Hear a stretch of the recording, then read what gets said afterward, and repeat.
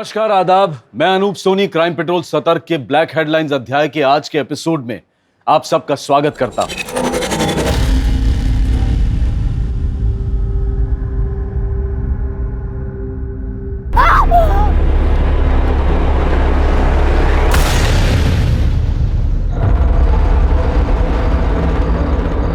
तो सेठ लोगों, यो है आज की बोली जो 15,000 से शुरू हुए हैं। तो लगाओ 16,000, 17,000 और बढ़ो 25,000। ये बात 25,000 से आगे कोई है कि निकल गई सबकी हवा? तो ये सौदा 25,000 में तय हुआ। आजा हुकुम, ले जाओ। तो आज की बोली यो रही 25,000 की, और यो है आज की दूसरी बोली 16 साल की छोरी। देख रहे हो ऊपर से नीचे तक, लगा बोली 5,000। तो आज की यह बोली दोनों माँ बेटी का 45,000 में सौदा तय हो गया। मासा, छोरा, हुकुम, बस एक आखिरी एहसान कर दो ना हमारे पे। हमारे छोरे ने भी साथ ले लो ना। इसमें खरीदने के लिए आपने पैसे नहीं देने पड़ेंगे। ये तो मुफ्त में आ जाएगा। आपने सब्जी, कपड़े, जानवर और रोजमर्रा की जरूरतों का बाजार लगते अक्सर देखा होगा, लेकिन आज 21वीं सदी में इस तरह से एक औरत और एक नाबालिग की बोली लगते हुए नहीं देखा होगा। 2020 में भी समाज की कथनी और करनी में भयानक अंतर दिखाई देता है, जो उन सारे दावों की पोल खोल देता है कि आज औरतें पुरुषों के साथ कंधे से कंधा मिलाकर चल रही हैं। क्योंकि हमारे समाज में आज भी ऐसे बहुत से लोग मौजूद हैं जो औरत को सिर्फ इस्तेमाल की वस्तु समझते हैं, जिसके हिसाब से औरतों के पास सिर्फ कर्तव्य है, अधिकार नहीं।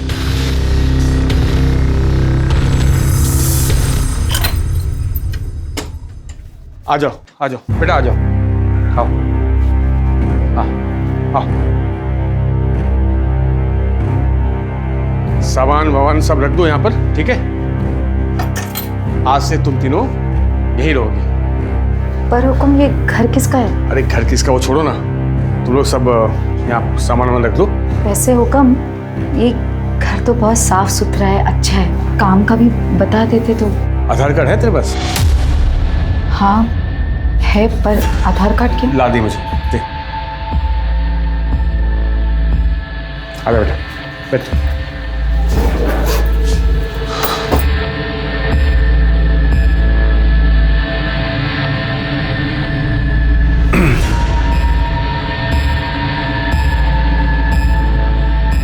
मैं एक काम करता हूँ, घर का कुछ ज़रूरी सामान लेकर आता हूँ, तब तक तुम लोग आराम करो।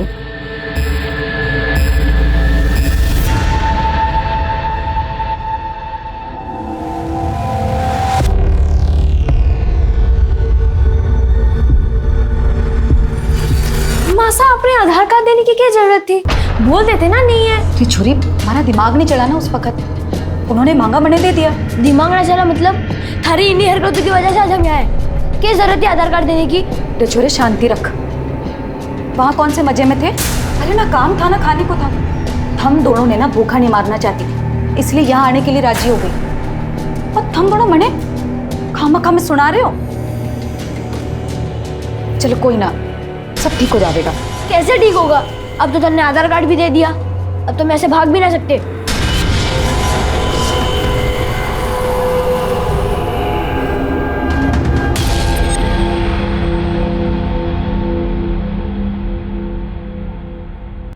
हाँ, ये तुम लोगों के लिए कपड़े और कुछ जरूरत का सामान लाया हूं। बेटा, ये तेरे लिए, ये तेरे लिए, ये तेरे लिए, और मैं तुम लोग के लिए मोबाइल भी लाया हूं, तीनों के लिए, ठीक है? और ये फाइल तेरे लिए। हाँ, एक भूल गया, ये आधार कार्ड। मासा, ये फोन तो नया है। कम। हाँ, ये सब आपने हमारे लिए किया? बिल्कुल। अब ये मोबाइल फोन दे दिया है तो इसमें अपना फोन नंबर भी दे देते तो। वो सब बाद में, पहले मुझे तेजस्वी का गिफ्ट तो देने दो। ये लो बेटा, तेरे लिए, जा खेल। अरे ऐसे क्या देख रही है? साड़ी पहन के नहीं दिखाएगी मुझे? जा उस कमरे में जा। और तू खड़ी खड़ी यहाँ क्या कर रही है? जा उस कमरे में कपड़े बदल के आ, जा।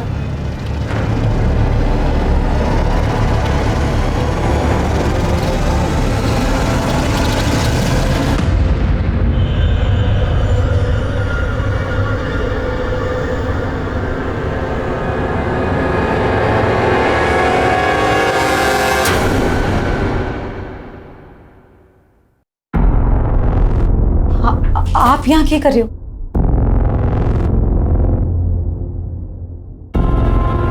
45,000 दिए हैं तेरे और तेरी बेटी के लिए। नई साड़ी, मोबाइल, रहने को घर, ऊपर से खर्चा अलग। वसूलना तो बनता है ना। वसूलना? ये आप ये कह रहे हो? कब मैं यहाँ ये सब करने नहीं आई। मरे जाने दो।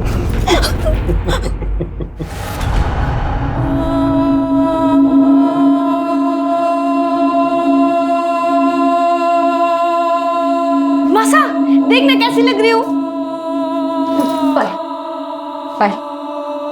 पायल उतार दे ये कपड़े और अपने पुराने कपड़े पहन ले। क्यों? हर सवाल का जवाब देना जरूरी ना है। तन्ने मुंह फुला के बैठना है ना, तू बैठ। मारे तो घूमने जाना है, मैं चल। पायल तू सुन नहीं रही मैं क्या कह रही हूँ? पायल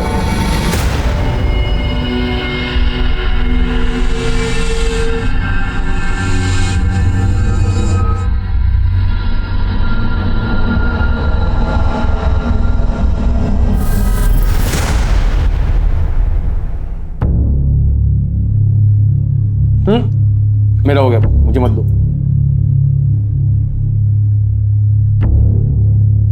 एक बात पूछनी थी। रोज रात में तो आप हमारे साथ तो रहते नहीं, तो फिर कहाँ जाते हो?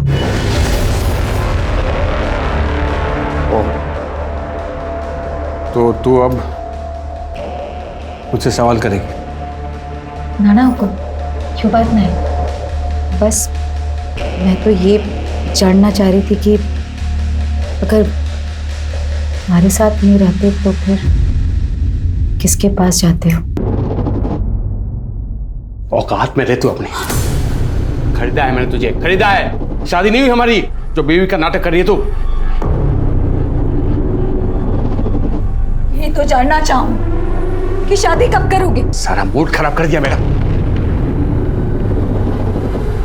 मासा, कहाँ जा रहे हो?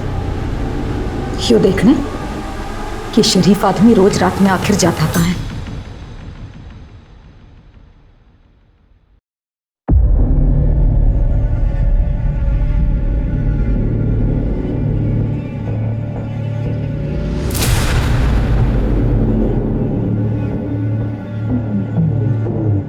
कहाँ गई थी तू?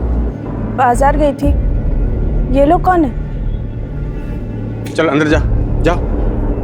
हाँ, मगर ये है कौन? चल बताता हूँ, चल चल।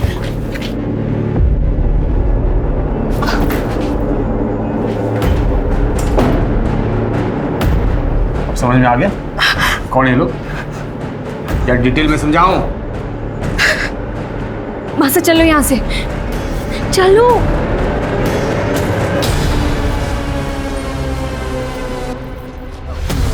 चल निकल यहाँ से। अब दोबारा कभी यहाँ दिखाई दी ना, जान से मार दूंगा मैं।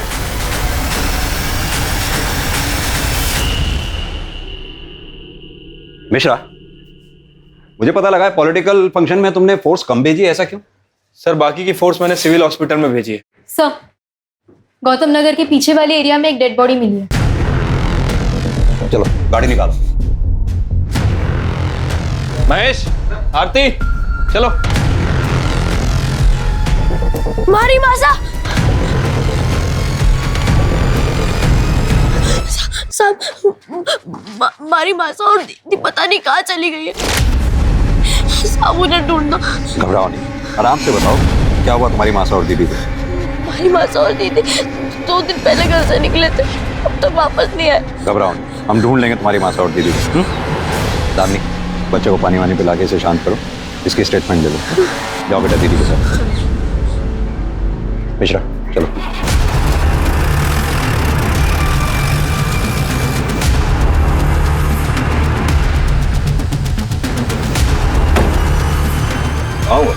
सॉरी तो सर बॉडी पर चाकू जैसे किसी चीज से वार किए गए, लेकिन इतने सारे पीठ पे, गले पे, चेहरे पे, हाथों पे। Multiple stabbing. मारने वाला इस हद तक नाराज था, इस हद तक नफरत था, कौन हो सकता है? शायद इसका कोई चाहने वाला या फिर इसका पति। बापू नहीं है हमारा, कुछ साल पहले मर गए थे। मासा और दीदी है, और कुछ टाइम पहले वो हुकुम हमारे को यहाँ ले आए। हुकुम कौन? पूरा नाम क्या है उनका? नाम तो ना पता हमारे को, सब उन्हें हुकुम ही कहते हैं। कहाँ से ले आए थे वो तुम्हें? सर पहनावे से तो लग रहा है कि राजस्थानी है। खून भी सूख चुका है, बॉडी जिस कंडीशन में है देखकर लगता है कि मर्डर 2-3 दिन पहले हुआ। मासा परसों सुबह घर से निकली थी, और जब वो वापस नहीं आई तो अगली सुबह पायल दीदी उन्हें ढूंढने चली गई, और आज पायल दीदी भी घर नहीं आई। मोबाइल फोन है दोनों के पास? हाँ, पर कोई फायदा नहीं। मैंने बहुत कोशिश की, पर दोनों का फोन बंद आ रहा है। सर हमने आसपास अच्छे से चेक कर लिया, पर कहीं कोई मोबाइल, पर्स, आईडी या मर्डर वेपन वगैरह कुछ भी नहीं मिला। सर बॉडी पे जबरदस्ती के कोई निशान नहीं है, रेप नहीं हुआ है। बाकी रिपोर्ट आने पर ही पता चल पाएगा। मिश्रा, बॉडी की फोटोग्राफ लो और आसपास के थानों में सर्कुलेट करा दो, शायद इसकी मिसिंग कंप्लेंट दर्ज हुई हो। यो हमारी मासा है और यो पायल दीदी।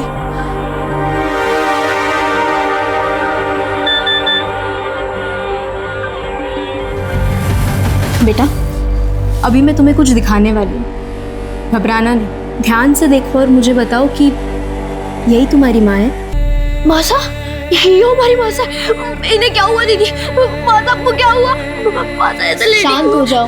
मासा जागो, मासा, मासा, मासा। सर आज तक अपने करियर में मैंने ऐसा केस नहीं देखा। एक 12 साल के लड़के को अपनी माँ की बॉडी की शिनाख्त करनी पड़ी। मिश्रा, जाहिर सी बात है, इस बच्चे तेजस्वी का सदमा बहुत गहरा है। हम चाह के भी इसका दुख कम नहीं कर सकते, लेकिन हाँ, इसकी माँ रेवती को इंसाफ दिलाकर, बहन पायल को सही सलामत ढूंढकर हम इसका दुख कम जरूर कर सकते हैं। लेकिन इसके लिए हमें पता करना होगा ये हुकुम है कौन, जो रेवती और पायल को राजस्थान से खरीद कर इन तीनों को यहाँ कानपुर में लेके आया, मकान दिलाया, कपड़े दिलाए, मोबाइल फोन दिलाया। मिश्रा, तुम एक काम करो, पता करो ये तीनों नंबर किसके नाम पे रजिस्टर हैं। शायद इसी के जरिए हम उस हुक्म तक पहुंच पाएं और पायल को सही सलामत ढूंढ पाएं। ठीक है सर।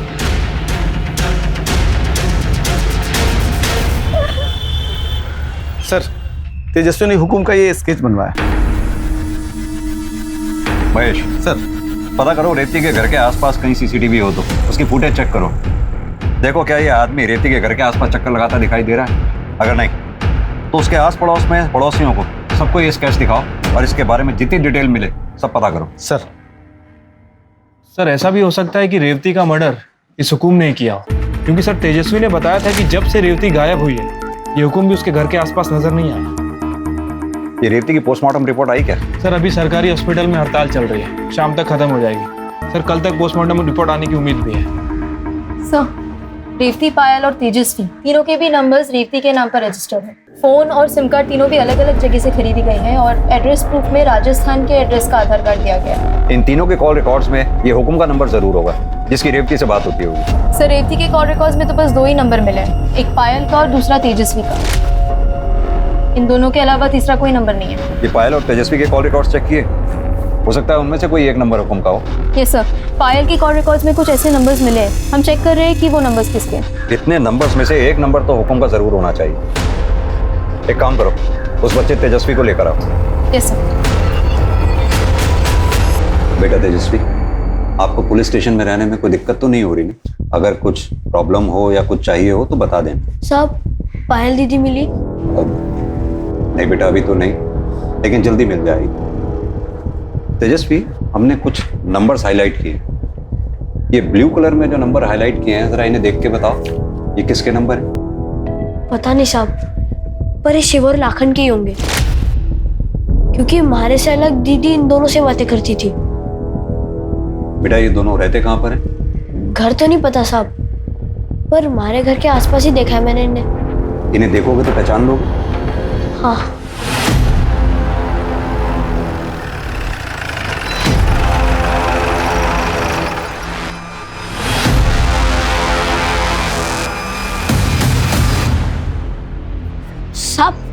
वो दोनों है।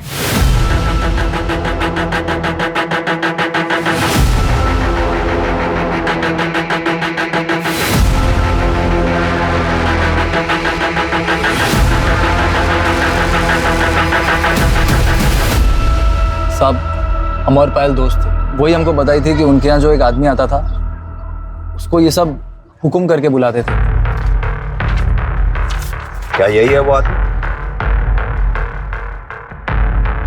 हाँ साहब, यही है। तुम दोनों हो पायल से दोस्ती का नाटक कर रहे थे ना? चल क्या रहा है ये सब? कहाँ गायब है पायल? क्या जाने कहाँ है साहब, हम खुद उसे 2 दिन से खोज रहे हैं। और तू कितने दिन से खोज रहा है पायल को? तू भी तो उसे फोन करता था ना? दोस्त है उसका। काहे की दोस्ती साहब, वो तो हमको घास भी नहीं डालती थी, सारा दिन फोन करते रहते थे मगर फोन नहीं उठाती थी। वो तो सब सिम को ही बढ़ावा देती थी बस। दोनों का बराबर चुम्मा चाटी चलता था साहब। हम भी समझ गए थे कि वो भी दुनिया के जैसी है, हम विकलांग को काहे चुनेंगे। टुकुर टुकुर का देख रहा है बे? तू तो सब जानता है ना, बताता काहे नहीं सबको? बच्चे से नहीं मुझसे बात कर। क्या कह रहा था? पायल तुझे घास नहीं डालती थी, इसीलिए तूने पायल को गायब कर दिया। हम कुछ नहीं किए साहब। साहब ये सही बोल रहा है। पिछले 1 महीने से हमारा प्यार था, फोन पे बातचीत, मैसेज खूब चल रहा था। ये देखिए साहब, वो खुद भी हमको मैसेज करती थी। क्या पायल ने तुम दोनों को ऐसा कुछ बताया था जो उसके गायब होने की कोई खास वजह बन सके? बताई तो नहीं थी साहब, पर हम खुद देखे थे उसके साथ जो हुआ था, तो वो भी उसके माँ के सामने। कब हुआ था ये? अब पायल के गायब होने के 1 दिन पहले। हम समझ गए थे उसके साथ जो कुछ हुआ है सबका उस पर बहुत बुरा असर हुआ होगा, इसलिए मुझसे मिलना चाह रहे थे, उसे थोड़ा सांत्वना देने के लिए। बेटा तेजस्वी, तुम्हें इस बारे में पता था? नहीं माँ साहब, दीदी ने मैंने कुछ ना कही। तो तुम दोनों ने उस आदमी का चेहरा नहीं देखा जिसने पायल का रेप किया था? नहीं साहब। अब तो हम सब कुछ बता दिए, जाएं क्या? नहीं, तुम दोनों तब तक नहीं जा सकते जब तक ये साबित ना हो जाए जो कहानी तुमने सुनाई है वो सच है, और पायल के गायब होने में तुम दोनों का कोई हाथ नहीं।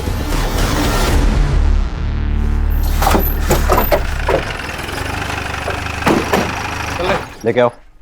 सर, रेवती के घर के आसपास की सीसीटीवी फुटेज आ गई है, जिसमें ये हुक्म साफ साफ दिखाई दे रहा है।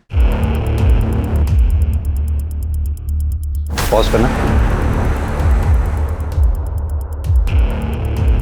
प्ले करो। ये बाइक के नंबर प्लेट पे जूम करना था। अब यही आदमी हमें इस हुक्म तक पहुंचाएगा। आरटीओ से इस बाइक की डिटेल्स निकलवाओ। ये जो कोई भी है इसे उठा के ले आओ। सर, हमारा नाम गोपी है और ये आदमी हमें ही है। ये हमें पता है। अब उसके बारे में बता जिसके गले लग रहा है। साहब, ये हरीश यादव है, हमारा पुराना दोस्त। बहुत साल से हम एक दूसरे के टच में नहीं थे, लेकिन कुछ दिन पहले जब हम उसको देखे तो मिल लिए और 4 बातें हो गई। अबे, और आगे हो क्या? अंधा है क्या? दिखता नहीं है? अरे क्या बात है हरीश, मेरा भाई। कैसा है यार? बढ़िया यार, तू बता कैसा है? मैं बहुत बढ़िया हूँ। अब 2 मिनट की बस मुलाकात थी साहब, बस। कहाँ रहता है तेरा ये हरीश यादव? बचपन के दोस्त हैं ये। पहले वो सुमन विहार में रहता था। अभी कुछ दिन पहले जब हम वहाँ गए तो पता चला बहुत पहले ही वहाँ से कहीं शिफ्ट हो गया है। अभी कहाँ शिफ्ट हो गया साहब ये हमको नहीं पता। इतने साल बाद मिला, उसे नया पता नहीं मांगा? फोन नंबर तो होगा? नंबर मांगे थे साहब उससे, लेकिन वो टाल दिए। वो न देना चाहते होंगे तो हम फिर जोर भी नहीं डाले। फिर साहब वो अपने रास्ते और हम अपने रास्ते। तो साहब हम जितना जानते थे हम सब बता दिए। अब हम जा सकते हैं। मिश्रा, इसके एक फोटो ले लो रिकॉर्ड में रखने के लिए। गोपी के जरिए हरीश यादव तक पहुंचने की पुलिस की उम्मीद जाया हो चुकी थी, और इसी बीच पुलिस ने तेजस्वी को एक एनजीओ में रहने के लिए भेज दिया, जहां से वो अपनी बहन के मिलने की उम्मीद में हर रोज फोन करता था। लेकिन फिलहाल पुलिस के पास उसे सांत्वना के अलावा देने के लिए और कुछ नहीं। पुलिस चारों तरफ अपने हाथ पैर मार रही थी, और फिर अचानक उन्हें पायल के बारे में पहली लीड मिली। आपके पड़ोसी विष्णु यादव के यहाँ कुछ गड़बड़ चल रही है, मैं कुछ समझा नहीं। अरे सर, उन्होंने 16-17 साल की लड़की को घर में कैद करके रखा है, वो भी बिना कपड़ों के, सिर्फ चादर में।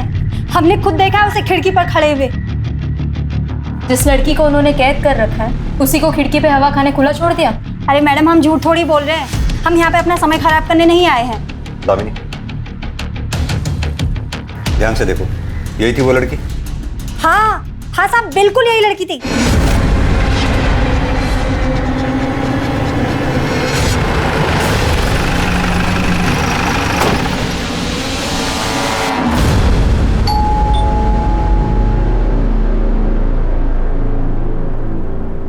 जी कहिए। साइड मिश्रा, घर का कोना कोना छान मारो।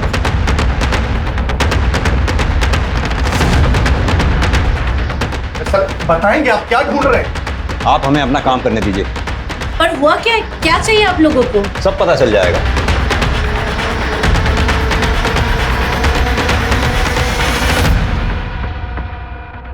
क्या बात है भैया? पुलिस आपके घर में क्या करी? अरे बता नहीं रहे कुछ। जिसे हम सारी दुनिया में ढूंढ रहे हैं वो खुद ब खुद चल के हमारे पास आ गया। क्या? मैं कुछ समझा नहीं, आप क्या बोलना क्या चाहते? हरीश यादव और हुकुम। क्या लगते हो तुम इनके? मैं इनका छोटा भाई हूँ, यहाँ पास 2 मकान छोड़ के मैं रहता हूँ। पर आप ये बताइए कि बात क्या है? अब पूछेंगे हम और बताएगा तू। तेरे लिए तो कई सवाल हैं हमारे पास। क्या? कैसे सवाल? जैसे कि पायल कहाँ है? यही थी ना? कहाँ छुपा रखा है उसको? पायल? पायल भला यहाँ पर क्या करने आएगी? और हम क्यों छुपाएंगे उसको? कुछ दिन पहले प्रताप नगर में किसी लड़के के साथ देखा था मैंने उसको। अब पता नहीं उसका अता पता क्या है, मुझे नहीं मालूम। अता पता सब मिल जाएगा। दामिनी, हरीश के घर की भी तलाशी लो। एक मिनट, ये चल क्या रहा है इंस्पेक्टर साहब? बताएंगे। अब यहाँ कुछ नहीं मिला तो इसे परेशान करेंगे आप? भैया 1 मिनट लेने दीजिए तलाशी इनको। जब वहां भी कुछ नहीं मिलेगा इनको तसल्ली होगी तब। वैसे भी हम कुछ कहेंगे इनको, हमारी बात सुनने नहीं वाले। क्यों नहीं सुनेंगे? तू अगर सच बोलेगा जरूर सुनेंगे। अब सीधी तरह से ये बता कि रेवती और पायल को राजस्थान से क्यों खरीद के लाया था? ये क्या बेहुदा मजाक कर रहे हैं आप सर? सर मैं एक लेबर कॉन्ट्रैक्टर हूँ भैया। आप बिल्डिंग के कॉन्ट्रैक्ट लेते हैं, हमारे यहाँ पर सारे राज्य के मजदूर आते हैं। रेवती भी आई थी कहीं से मजदूरी के लिए। ये पास वाली बिल्डिंग में हमारा काम चल रहा था, मंदी की वजह से उसे बंद करना पड़ा हमें। सर मेरी शराफत देखिए, रेवती दो बच्चे लेकर आई थी ना, उसे मैंने प्रताप नगर में घर दिया रहने के लिए, राशन भरवाया उसके लिए, सब कुछ किया। आप मुझ पर इल्जाम लगा रहे हैं।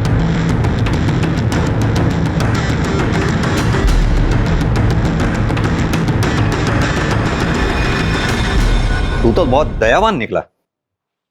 अगर इतनी ही दया थी तो जब रेवती 2 दिन से गायब थी तो थाने आया क्यों नहीं उसके बारे में पता करने के लिए? 2 दिन तो मैं वहां पर गया भी थी, तो मुझे कैसे मालूम पड़ेगा सब उसके बारे में?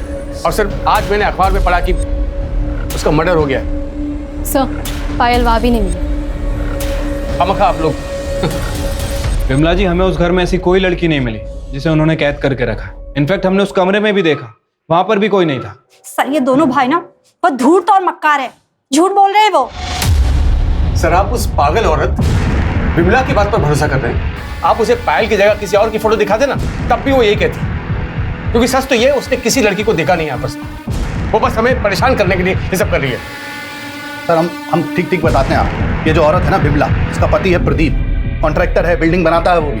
अब सेम प्रोफेशन है हमारा और उसका। अब ये दोनों मियां बीवी चाहते हैं कि हम बदनाम हो जाओ, हमारा सारा का सारा काम धंधा इन लोगों को मिल जाए बस। ये बताओ गोपी को कैसे जानते हो? गोपी? अच्छा गोपी मेरा पुराना दोस्त है, पर उसका इस केस से क्या लेना देना? मतलब मैं समझ नहीं आ रहा मुझे। अपने इस पुराने दोस्त से कब मिला था आखिरी बार? तू आखिरी बार मैं प्रताप नगर में मिला था उससे। सर एक बात बताऊँ, आपकी अगर तलाशी हो गई है, पूछताछ पूरी हो गई है, तो प्लीज हमें थोड़ी बहुत शांति दीजिए सर। हम शरीफ लोग हैं। मेहरबानी कीजिए साहब। हाँ प्लीज।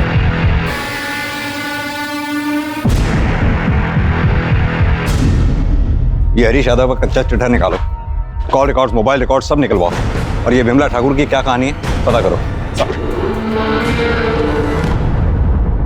सर विमला ने यादव परिवार पे जितने भी इल्जाम लगाए थे सारे के सारे बेबुनियाद हैं। वो ये काम उन दोनों भाइयों को फंसाने के लिए कर रही थी। यानी कि विमला ने किसी लड़की को खिड़की में देखा है, ये बात झूठ भी हो सकती है? हो सकती है सर। चाहे ये लड़की वाली बात झूठ भी हो, लेकिन फिर भी इन यादव भाइयों के बीच कुछ तो चल रहा है। मैंने नोटिस किया जब हम हरीश और विष्णु से बात कर रहे थे तो हरीश की बीवी बीना यादव कुछ घबराई हुई थी। ये पोस्टमार्टम रिपोर्ट अभी आई है नहीं? सर अभी तक हड़ताल कंटिन्यू चल रही है। वैसे मेरी डॉक्टर से बात हो गई है, उनका कहना है कि जैसे ही हड़ताल खत्म होगी वो हमें रिपोर्ट भेज देंगे। ये हरीश के कॉल रिकॉर्ड्स और मोबाइल लोकेशन रिकॉर्ड से कुछ पता चला कि मर्डर के समय वो कहाँ पर था? सर कुछ खास तो पता नहीं चला। सर अगर थोड़ी समय के लिए मान लेते हैं कि रेवती का मर्डर 26 फरवरी को, सर उस टाइम इनफैक्ट उसके एक दिन बाद 1 बजे तक हरीश के फ़ोन की लोकेशन उसके घर की ही थी। हाँ, तो ये भी तो हो सकता है कि हरीश ने अपनी एलिबाई क्रिएट करने के लिए मोबाइल घर पर छोड़ दिया हो, और कुछ सस्पिशियस जो कॉल रिकॉर्ड से निकला हो। गोपी हमसे झूठ बोल रहा था सर, उसके पास हरीश का कॉन्टैक्ट नंबर नहीं था, लेकिन हरीश के कॉल रिकॉर्ड सच्ची कहानी बयान कर रहे। गोपी पिछले 1 महीने से हरीश से बात कर रहा था। उठा के लाओ इस गोपी को। सब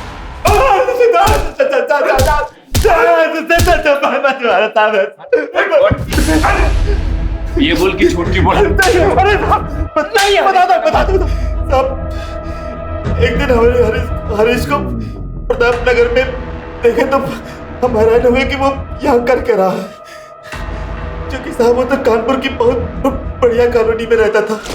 तो साहब हम उसके ऊपर नजर रखनी शुरू कर दी है।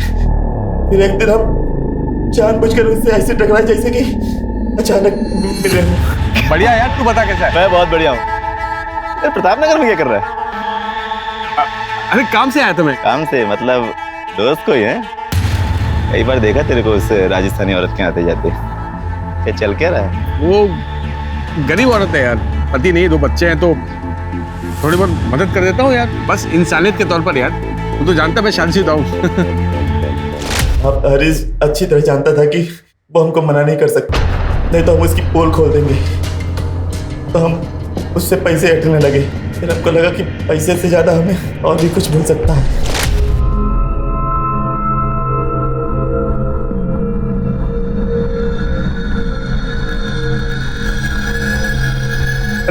अरे ये रहन, तुम अपने कमरे में जाओ, ठीक है?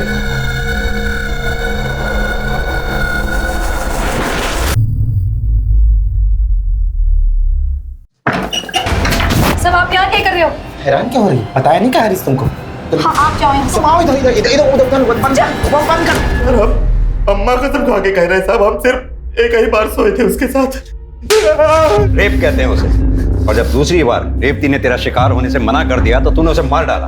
भगवान सब नहीं मारे साहब, क्योंकि तुम्हारा की तो नौबत ही नहीं आई इससे पहले। वो मैं क्यों मारूंगा सर उसको? मेरा तो रेवती के साथ अफेयर चल रहा था। अफेयर नहीं चल रहा था, तूने रेवती को अपनी हवस मिटाने के लिए खरीदा था, और न तू सिर्फ उसका इस्तेमाल कर रहा था बल्कि औरों से भी रेवती का इस्तेमाल करवा रहा था, जैसे कि गोपी। झूठ बोल रहा है सर, वो कभी ना एक नंबर का। रेवती ने मुझे बताया था कि वो गोपी ताक झाक करते हुए उसके घर तक गया था, और उसे अकेला देखकर उसके साथ जबरदस्ती की। वो बिल्कुल टूट गई थी सर। मैं तो यहाँ तक सोचा कि अगर मैं उससे शादी कर लूँ तो शायद उसका दुख कम हो जाए, लेकिन मैं ऐसा करता इससे पहले कि वो गायब हो गई सर। और 2 दिन बाद अखबार में खबर मिली कि उसका मर्डर हो गया। आपको बता नहीं सकता कितना झटका लगा मुझे सर। अगर इतना ही बड़ा झटका लगा था तो तू पुलिस स्टेशन क्यों नहीं आया उसके बारे में पूछताछ करने के लिए? ना ही तूने उसके बच्चों की सुध ली। पायल और तेजस्वी को ढूंढने में प्रताप नगर गया था, और वो दोनों वहां नहीं थे, चले गए थे कहीं। और आप ही ने तो बताया कि पायल लापता है। अब तक तेजस्वी का भी पता नहीं चल रहा, कुछ पता नहीं सर कहाँ होगा, कैसा होगा। बड़ी चिंता हो रही है मुझे उसकी। उसकी चिंता मत कर, वो जहां कहीं भी है सुरक्षित है।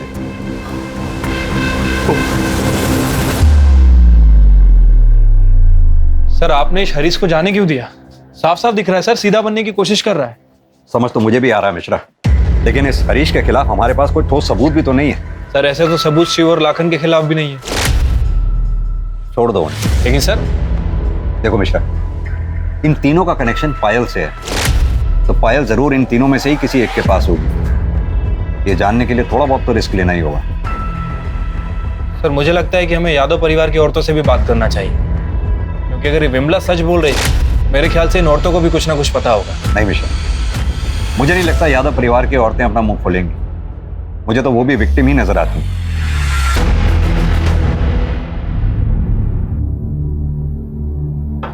क्या बना है तूने? ना नमक है ना मिर्च, एक खाना नहीं बनता तुझसे। खुर क्या नहीं है? ये नीचे कर। और ये सर पर घूंघट क्यों नहीं है? हाँ, और गलती करना चाहती तू?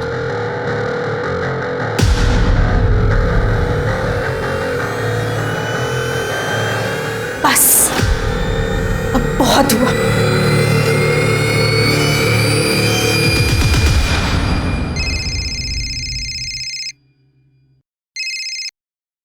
हाँ जी बोलिए।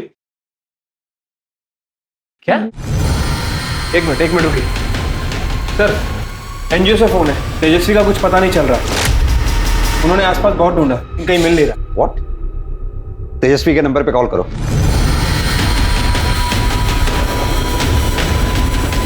सर उसका फोन भी स्विच ऑफ है। मिश्रा, इससे पहले कि तेजस्वी के साथ कुछ गलत हो जाए हमें उसे ढूंढना होगा। चलो।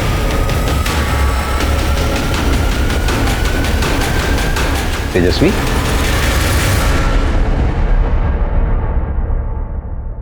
घबराओ नहीं, बैठो। चलो पानी पियो। आराम से बेटा, आराम से। अच्छा ये बताओ, तुम एनजीओ से भागे क्यों? मैंने पायल दीदी का फोन आया था। पायल दीदी को क्या कहा उन्होंने? कितने दिन कहाँ थे वो? इतनी बात नहीं हुई, बस इतना कहा कि शिव की मदद से हम गाँव वापस जा रहे हैं। और रात को 11:30 बजे कमला भैया के पास आने को कहा। मैं वहाँ एनजीओ से भागकर वहीं गया था। मैंने उनका बहुत इंतजार किया पर वो वहाँ नहीं आई। हमारी दीदी को ढूंढ लो सब, हमारी दीदी को ढूंढ लो सब। चिंता मत करो, बैठ जाओ, हम तुम्हारी दीदी को ढूंढ लेंगे। मिश्रा, ये शिव जहाँ कहीं भी है उसे खोद के निकालो और पायल के फोन पे कॉल करो। उसका कोई पता नहीं, उन्होंने कोई और नंबर से कॉल किया था। तो फिर किस नंबर से किया था? उन्होंने ये नंबर से कॉल किया था। किसका नंबर है? पता नहीं। कॉल करो इस नंबर पे। बेल तो कहीं आसपास ही बज रही है। दामी, तुम यहीं रखो इसके पास। आओ मेरे साथ।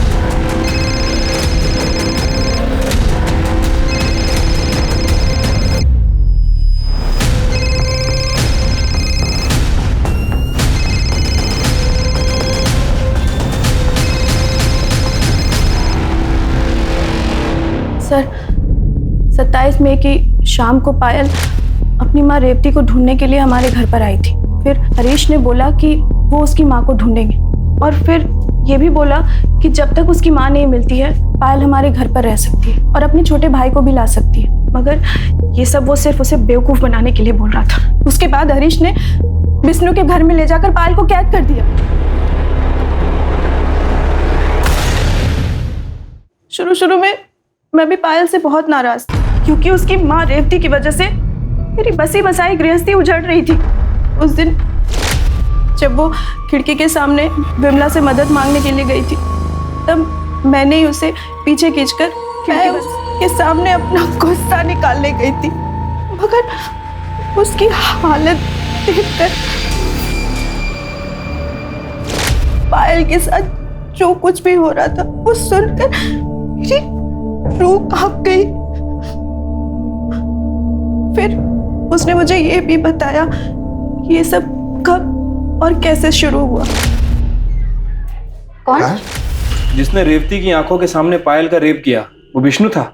अगर पायल विष्णु के घर पे थी तो हमें उस दिन क्यों नहीं मिली जिस दिन हम विष्णु के घर पे पायल को ढूंढने गए? क्योंकि सर हरीश ने आपकी गाड़ी को विष्णु के घर के सामने खड़े होते देख लिया था। इससे पहले कि आप घर के अंदर जाते वो पीछे के दरवाजे से घर के अंदर गया। काफी पहुंचे हुए हैं दोनों भाई। ये पायल अभी भी आपके घर में है? नहीं सर, मुझे पता था कि आज हरीश और विष्णु घर लेट आने वाले हैं, इसलिए मैंने पायल को भगाने का प्लान बनाया। उसे अपना फ़ोन दिया और उसने अपने बॉयफ्रेंड शिव और अपने छोटे भाई को फ़ोन करके ये बोला कि वो कमला बिहार मतलब मेरे घर के पास रात को आ रहे। उसके बाद क्या हुआ? 11:30 बजे वो घर से निकली और उसके जाते ही आधे घंटे बाद हरीश और विष्णु घर आ गए। जब उन्होंने देखा कि वो घर से भाग गई है तो वो दोनों उसे ढूंढने के लिए निकल गए। सर अगर उन दोनों ने उसे ढूंढ लिया तो उसे जान से मार देंगे। सर प्लीज आप कुछ कीजिए सर, इससे पहले कि वो उन्हें ढूंढे आप प्लीज उसे बचा लीजिए। आप चिंता नहीं करो मिश्रा, चलो। सर इंडस्ट्रियल एरिया के पास वाले जंगल में एक जवान लड़की की लाश मिली है। व्हाट?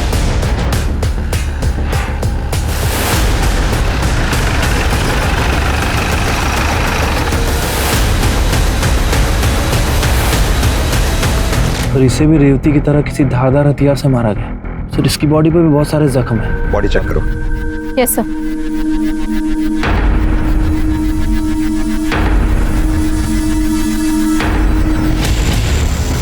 सर मर्डर के पहले रेप हुआ ये एग्जैक्टली नहीं कह सकते, पर रेप हुआ ज़रूर है क्योंकि शरीर और प्राइवेट पार्ट पे निशान है। मिश्रा, बॉडी को पोस्टमार्टम के लिए भिजवाओ और ये विष्णु और हरीश जहां कहीं भी हो उठा के ले आओ। सर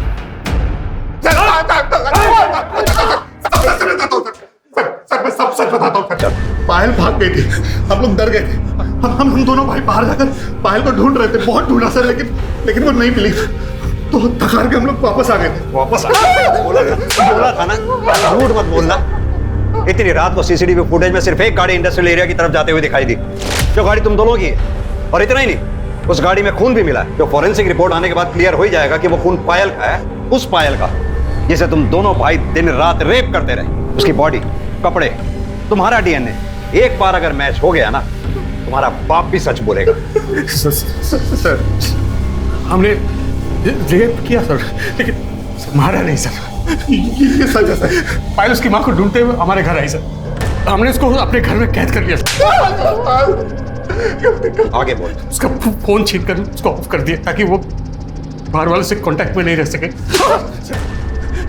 एक गुनाह तो कबूल कर लिया तुम दोनों ने, अब मर्डर के बारे में भी सच बोल दो, वरना इसे देख रहे हो ना मिश्रा, खाल उधेड़ देगा तुम दोनों के। सर मैं सच बोल रहा हूँ सर।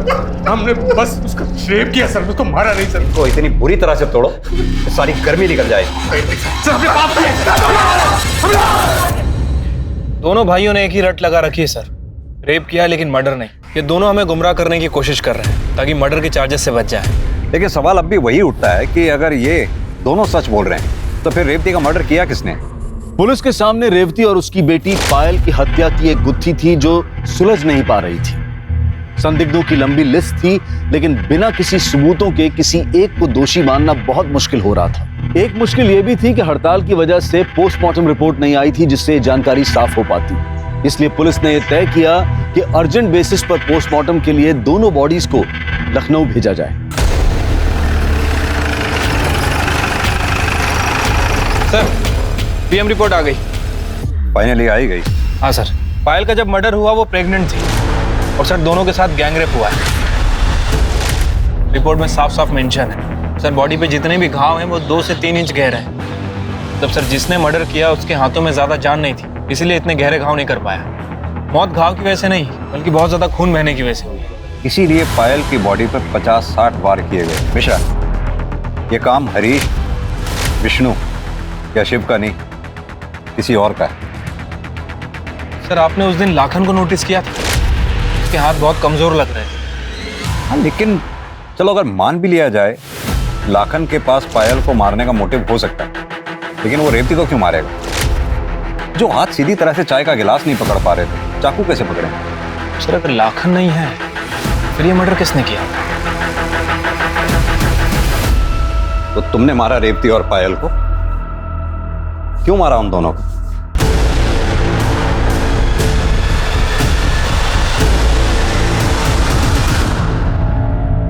मारे को बिल्कुल अच्छा ना लगा था जब कोई हमारी मासा की बेइज्जती करता था। वो हुकुम 2 पैसे की औरत गई थी, उसने हमारी मासा को। मुझे तो उस दिन शिव और लाखन से पता चल था कि दीदी के साथ भी जबरदस्ती हुई थी। मासा गुस्से में हुकुम से बात करने घर से निकली और उसका कुछ फायदा नहीं था, इसलिए मैंने उनका पीछा किया और गौतम नगर के पास पहुंचते ही जब मासा घर ना लौटी तो पायल दीदी बहुत घबरा गई थी। वो घर से निकली और कही कि मासा को ढूंढने जा रही है, फिर वो भी वापस ना आई। फिर मैं आपके पास उसके गायब होने की शिकायत लिखवाने आया। जब मुझे पायल दीदी का फोन आया तो उसने मुझसे कही कि हम गाँव वापस जा रहे हैं। मैं बहुत खुश था, उसकी कही हुई जगह पर उससे मिलने भी गया। दीदी, तेजस्वी, कहाँ चले गए थे आप? दीदी, तारा यो क्या हाल किसने किया? ये तुझे किसने मारा? कुमार उसके भाई ने रोज जबरदस्ती करते थे मेरे साथ। मैं तो पहले भी यहाँ नहीं आना चाहता था, पर मासा ने जबरदस्ती करके मुझे झोंक दिया इस नरक में, इसलिए मार दिया दोनों को मैंने। माना कि तुम्हारी माँ रेवती और बहन पायल के साथ जो कुछ भी हुआ बहुत गलत हुआ, लेकिन पुलिस थी ना, उनके गुनहगारों को सजा देने के लिए। तुम्हें इस तरह से कानून अपने हाथ में नहीं लेना चाहिए। तेजस्वी के जुर्म कबूल करने के बाद भी पुलिस ने विष्णु और हरीश को तब तक पूछताछ के लिए रखा जब तक उन्होंने कबूल नहीं कर लिया कि हरीश ने पायल और रेवती को राजस्थान में हुई अवैध नीलामी से खरीदा था। पायल किससे प्रेग्नेंट थी ये जानने के लिए विष्णु और हरीश का डीएनए पायल के फीटस से मैच करवाया गया, जो कि विष्णु से मैच हुआ और दोनों को पॉक्सो एक्ट के तहत कड़ी सजा सुनाई गई। तहकीकात में पता चला कि रेवती विधवा थी और उसके रिश्तेदारों ने उसे किसी बिचौलिए को बेचा था और उस बिचौलिए ने आगे उसे हरीश को बेचा। बेशक तेजस्वी की कच्ची उम्र अपराधी और निर्दोष में फर्क नहीं कर पाई, जिसके कारण उसने अपनी ही मां और बहन की हत्या कर दी। लेकिन उस मासूम की इस मनस्थिति के लिए वो सभी लोग जिम्मेदार हैं जिन्होंने उसे इस हाल में पहुंचाया। कोरोना वायरस से बचाव के लिए सरकार और प्रशासन ने कई कदम उठाए हैं। हम सबके लिए बहुत जरूरी है कि हम उनके दिए गए निर्देशों का सही तरह से पालन करें, अफवाहों पर विश्वास न करें, डर का माहौल न फैलने दें। हमें पूरा विश्वास है कि हम सब एक साथ मिलकर इस आपदा को जड़ से मिटाने में सफल रहेंगे। क्राइम पेट्रोल सतर्क के ब्लैक हेडलाइंस अध्याय के आज के एपिसोड में आप सबका स्वागत है। आज के केस में हम देखेंगे होली के दिन शुरू हुआ अपराध का ये खेल कैसे इंसानी रिश्तों को जज्बात के भंवर में उलझा देता है और एक के बाद एक कई जिंदगियां तबाह हो जाती हैं। गुलाल का रंग भी लाल होता है और खून का रंग भी लाल। गुलाल को जब हवा में उड़ा दिया जाता है तो जिंदगी खुशियों से भर जाती है, लेकिन वहीं जब खून बहता है तो जिंदगी हाथ से फिसल जाती है। होली है! होली है! होली है!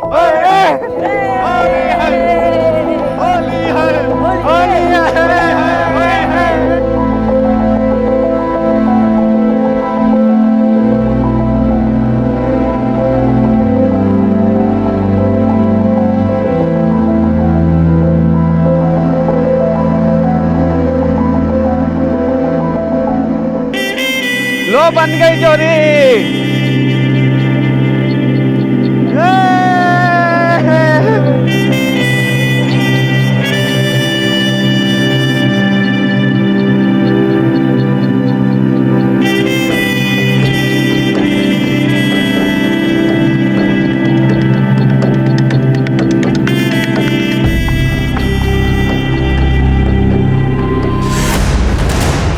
ये क्या किया तुमने? अरे जिससे ब्याह करना होता है ना, उसी के माथे पे गुलाल डालते हैं। तो कर लेंगे ना ब्याह। डरते थोड़ी है किसी से।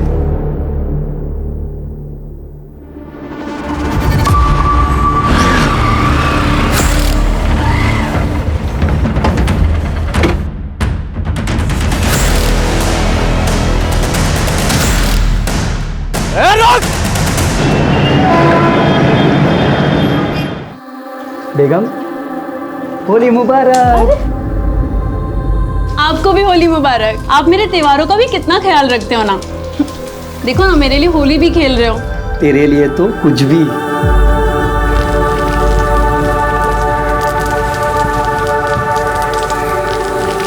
हैप्पी होली। हैप्पी होली चल जा। हैप्पी होली। माँ, छोटा भैया कब आएगा? अभी तो बस 2 ही महीने हुए, 7 महीने बाद आएगा। माँ, मैं छोटे भैया को भी कलर लगाऊंगा। राजू आया। अरे राजू,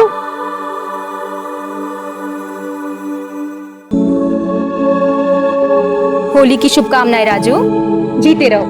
होली की शुभकामनाएं साहब। हैप्पी होली राजू। हैप्पी होली सोनू। राजू, आपको भी होली की बहुत सारी शुभकामनाएं। तुम अभी भी स्कूल जा रहे हो या चाय के ठेले पे दिन भर काम करते हो? रोज स्कूल जाता हूँ साहब। आपने इतने अच्छे स्कूल में एडमिशन कराया, छुट्टी कैसे मार सकता हूँ? अरे मैं तो भूल ही गया, तुम्हारे इस महीने की फीस जमा करनी थी ना। मैं कल ही जाके देता हूँ, ठीक है? अब बातें हो गई हूँ तो चलो मिठाई खिलाती हूँ। चलो।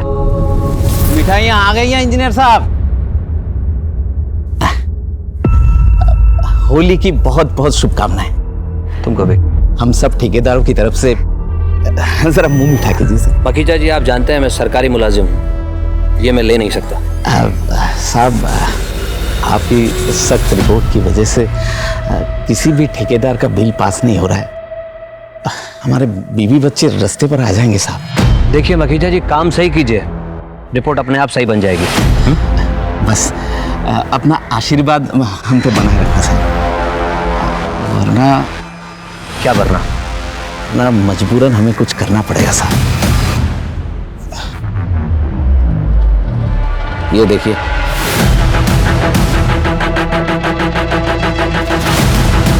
मुझे धमकाने आया? तेरी हिम्मत कैसे हुई यहाँ आने की? तुझे तो मैं देख लूंगा, यहाँ से तुझे मैं देख लूंगा।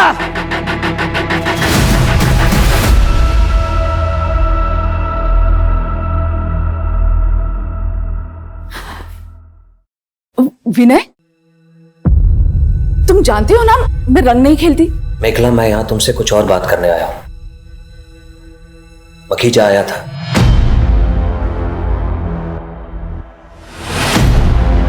ओह नो, अगर वो पिक्चर्स बाहर आ गए तो ऑफिस में इंक्वायरी बैठ सकती है।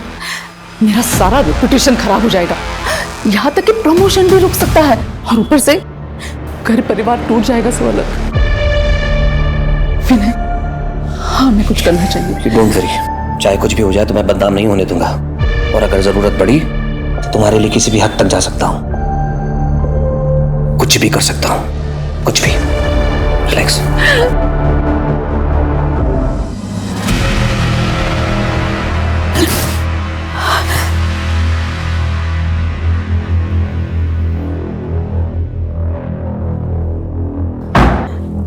मैं चलता हूं।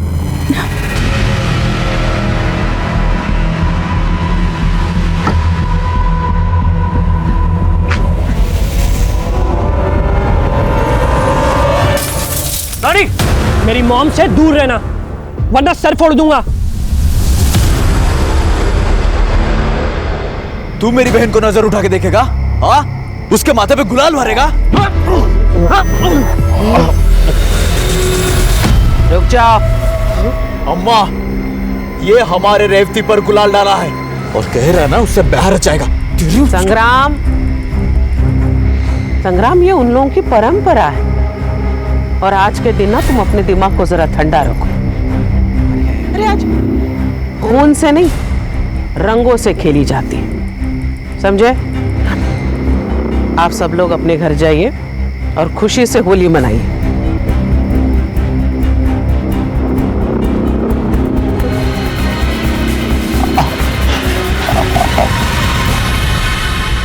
अम्मा जी, आपकी बेटी को उसने फिर भी आपने उसे छोड़ दिया।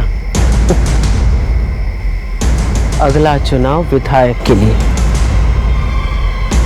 हर चीज ठंडी करके खानी चाहिए। इस महाधुप को गांव के बाहर तो निकलने दो, फिर बताते हैं इसे।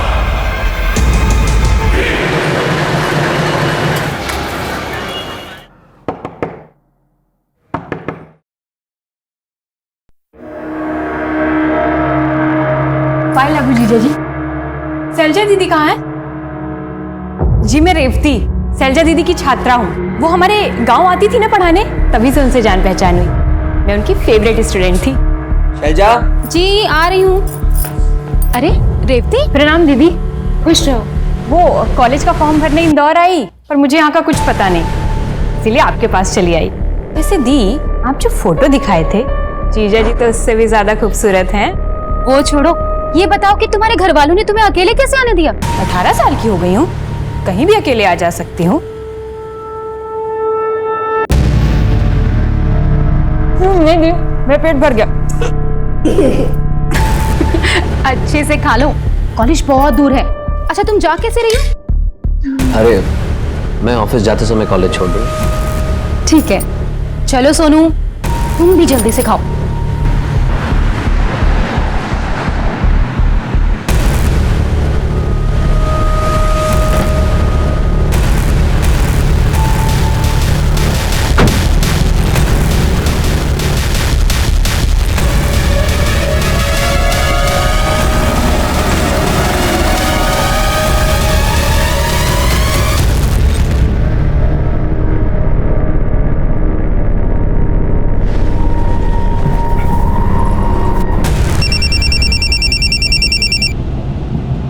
हेलो, मखीजा ने अपने सोशल नेटवर्किंग साइट पे एक मैसेज डाला है कि आज 12 बजे तक सरकारी अफसरों के छुपे हुए रिश्तों का बड़ा खुलासा होने वाला है। गॉड, ये खुलासा किसी और का नहीं निकला, हम दोनों का होने वाला है। ये पक्का हम दोनों के पिक्चर्स नेट पे अपलोड करने वाला है। कुछ करो विनय, नहीं तो। निकला, you don't worry, I will get him.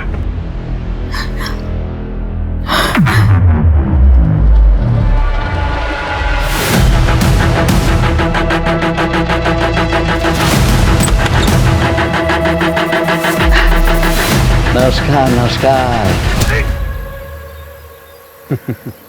Happy Holi sir. Holi मुबारक हो। सर हमारी होली तो सबकी होली खत्म होने के बाद ही होती है। I know. आप एक्सक्यूज मी। हेलो, क्या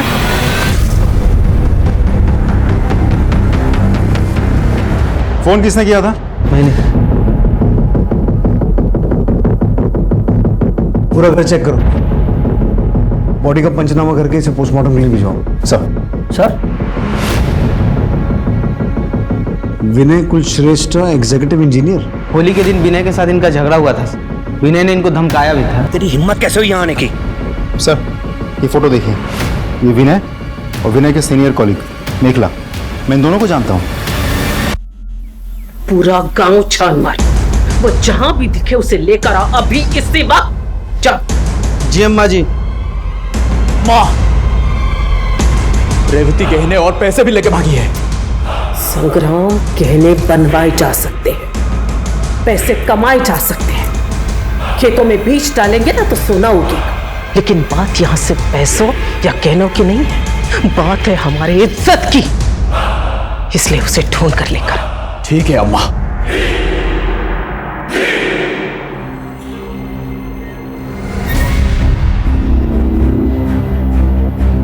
अच्छा, वो पैसे और गहने लेके आई हो?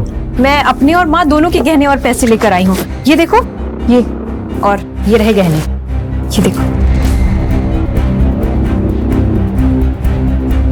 लेकिन ना इतने सारे गहने यहाँ रखना ठीक नहीं होगा। मैं काम करता हूँ, ये सारे गहने बेच के ना पैसे लेके आता हूँ, फिर तुम्हारे नाम से बैंक में एक खाता खोलेंगे और सारे पैसे उसमें जमा कर देंगे।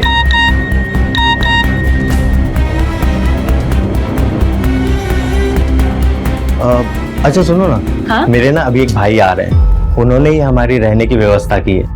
मैं एक काम करता हूँ कि गहने बेच के ना पैसे लेके आता हूँ, और तुम्हें भूख भी लगी होगी ना। हाँ। तो तुम्हारे लिए समोसा और जलेबी लेके आता हूँ। ठीक है? अच्छा चल आता हूँ।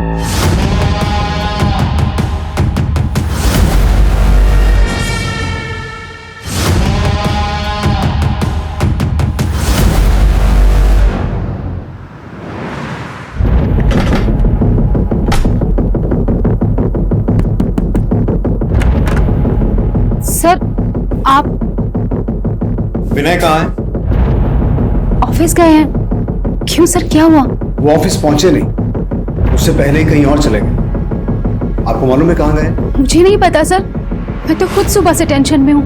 उन्हें कई बार फोन मिलाया पर उनका फोन ऑफ जा रहा है। वो कभी ऐसा नहीं करते, मगर आप लोग उन्हें क्यों ढूंढ रहे हैं? ठेकेदार मखीजा का मर्डर हुआ, वहां से विनय का आईडी और मखीजा के फोन में विनय की ये फोटो मिली।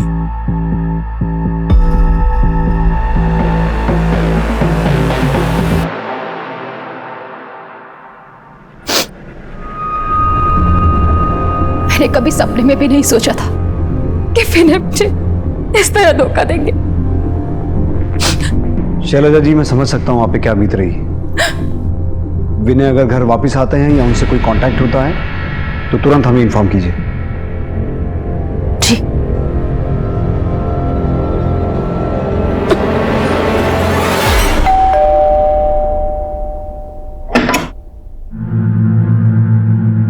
माधु ने भेजा है।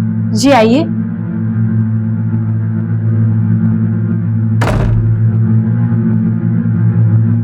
बैठिए। आप कुछ लेंगे? चाय, कॉफी? नहीं, अपना इंतजाम हम खुद कर लेते हैं।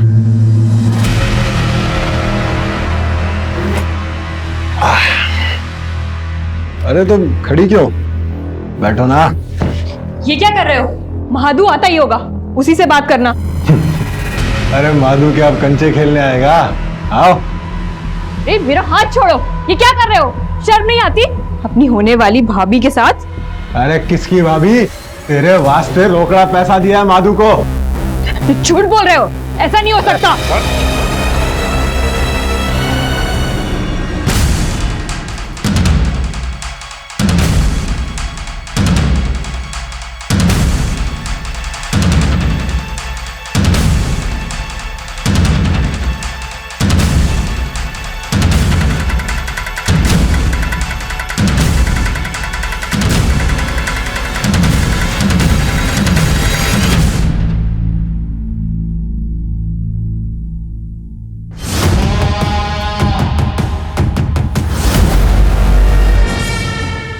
सुनो, कोई लड़की को लाल कपड़े में जाते हुए देखा गया यहाँ पे? हाँ, अभी अभी एक लड़की ऑटो में बैठकर उस तरफ गई है।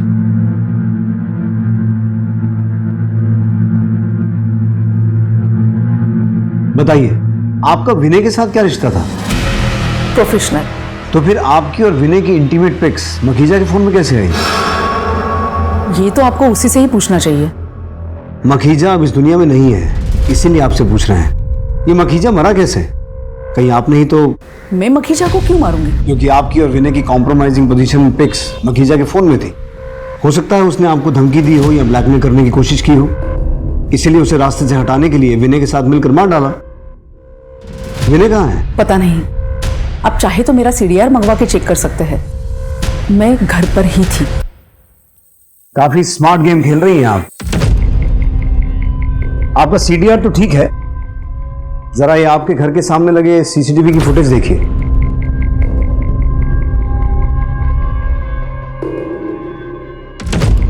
आपके बेटे रोनी की विनय के साथ क्या दुश्मनी थी?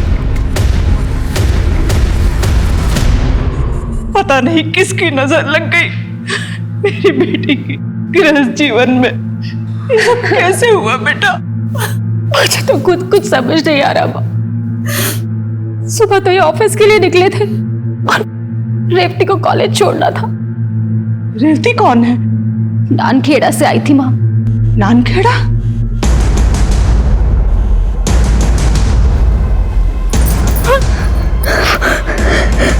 कौन है तुम लोग?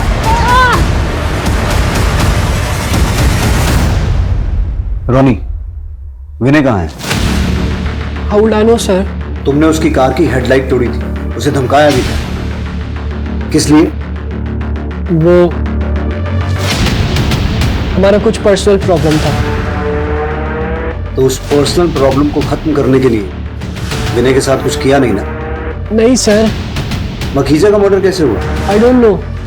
तुम्हें गुस्सा तो मखीजा पे भी होगा, क्योंकि उसके फोन में वो पिक्स जो थी।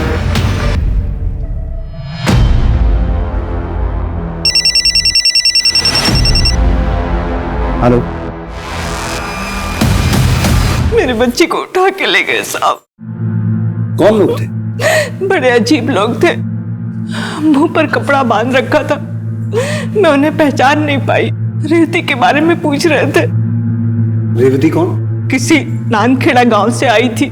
दामाद जी उसे कॉलेज छोड़ने गए थे। दामाद जी तब से ही गायब है। मेरे बाल बच्चे बहुत खतरे में हैं। उनकी जान को खतरा है साहब। आप उनकी मदद कीजिए जल्दी। मेरी बेटी पेट से है। विजय, आसपास के सभी पुलिस स्टेशन, चेक नाके, टोल नाके, हर जगह इन्फॉर्म करो। नाकाबंदी होनी चाहिए, हर गाड़ी चेक होनी चाहिए। और बाहर गेट का जो CCTV है उसकी फुटेज निकालो। ये फोन किसका है? मेरी बेटी शैलजा का। विजय, इसके मैसेजेस और कॉल लॉग चेक करो, हो सकता है कोई लीड मिले। जी, आप चिंता मत कीजिए, हम पूरी कोशिश करेंगे।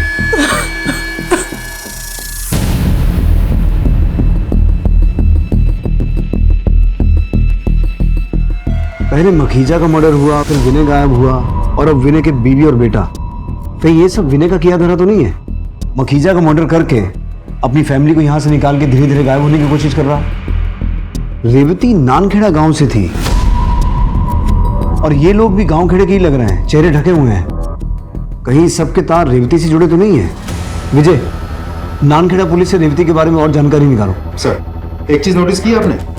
दिखा रहा हूँ, ये देखिए, गाड़ी में नंबर प्लेट ही नहीं है। जितने भी चेक नाके हैं सबकी CCTV फुटेज चेक करो। देखो ये गाड़ी कौन कौन से रास्ते से होकर गुजरी है। सब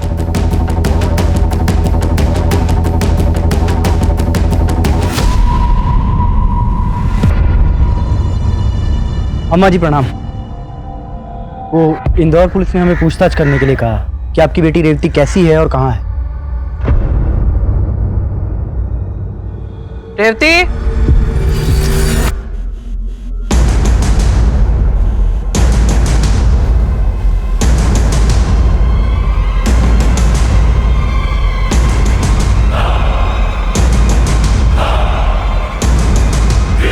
ये रही रेवती। दरोगा तुमसे मिलना चाह रहे थे, पूछ रहे थे तुम हो कैसे, ठीक हो ना तुम? हो गई तसल्ली? जी अम्मा जी, हो सकता है इंदौर पुलिस वालों को कोई गलतफहमी हो गई है। ठीक है, चलता हूँ। प्रणाम।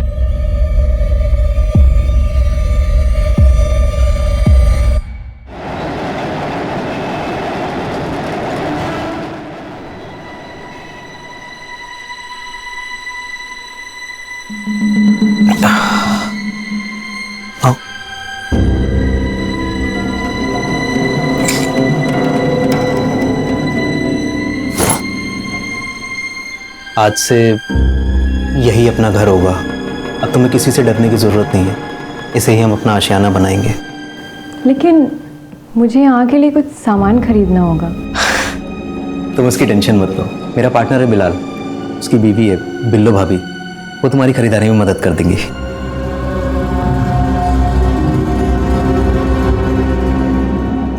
वक्त गुजरता गया। पुलिस उधेड़बुन में थी कि आखिर विनय, उसकी पत्नी शैलजा और बेटा सोनू कहाँ हैं और रेवती की सच्चाई क्या है। तहकीकात में कुछ दिन गुजर गए। बहुत सारे सबूतों की और संदिग्धों की जांच पड़ताल की गई, लेकिन सारे सवाल वैसे के वैसे थे। न मेखला कुछ बोल रही थी और न ही रोनी। अब तो इंदौर और उसके आसपास के क्षेत्रों में सबकी जुबान पर सिर्फ एक ही सवाल था कि मखीजा का हत्यारा कौन था। विनय और उसके परिवार के साथ क्या हुआ? क्या वो कहीं भाग गए थे या उन्हें अगवा किया गया था, या फिर वो जिंदा भी थे या नहीं?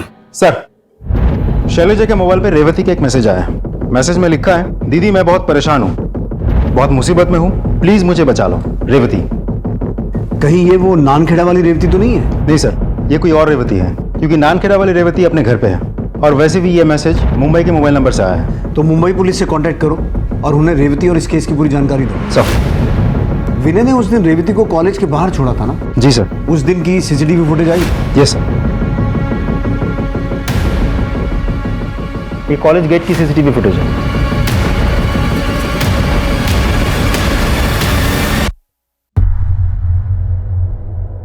ये तो कॉलेज के अंदर गई ही नहीं, ऑटो में बैठ के चली गई। और जो आदमी ऑटो में बैठा है वो कौन है? इस ऑटो का नंबर नोट करो और ऑटो वाले को ढूंढ के निकालो। सर। हाँ सर, इस लड़की को मैंने नए बाजार में छोड़ा था। ऑटो में बैठा ये लड़का कौन था? सर, बातों से तो लग रहा था इसका दोस्त था। विजय, इस फुटेज से रेवती की एक फोटो लो। सर।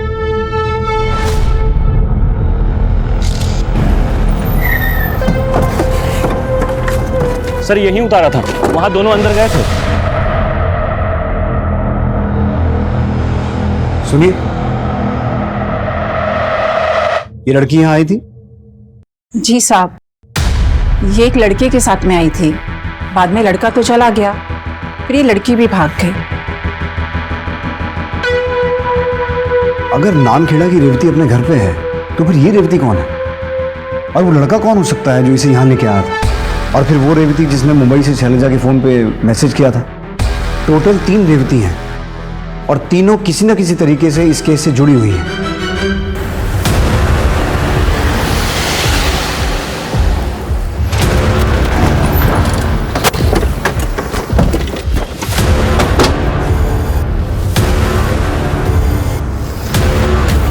आसपास चेक करो, देखो शायद कोई क्लू मिले। Sir. Lucky tailor. Sir, shirt पे लकी टेलर का लोगो है। अरे लकी टेलर तो काफी फेमस है, मुंबई 6 में है। एक काम करो, बॉडी को पोस्टमार्टम के लिए भेजो। टेलर से चल के बात करते हैं। सर। मुंबई में अचानक मुंबई पुलिस को एक अनजान आदमी की लाश मिलती है और सवाल ये उठता है कि क्या इस केस के तार भी इंदौर केस से जुड़े हुए थे? इंदौर पुलिस पहले ही मखीजा की हत्या, विनय और उसके परिवार की गुमशुदगी और 3 रेवतियों की गुत्थी सुलझाने में जुटी हुई थी। क्या मुंबई में मिली अनजान लाश इन सभी केसेस को और भी पेचीदा बना देने वाली थी? या फिर अभी एक ऐसा सच सामने आने वाला था जो इन सभी समीकरणों को बदल देने वाला था?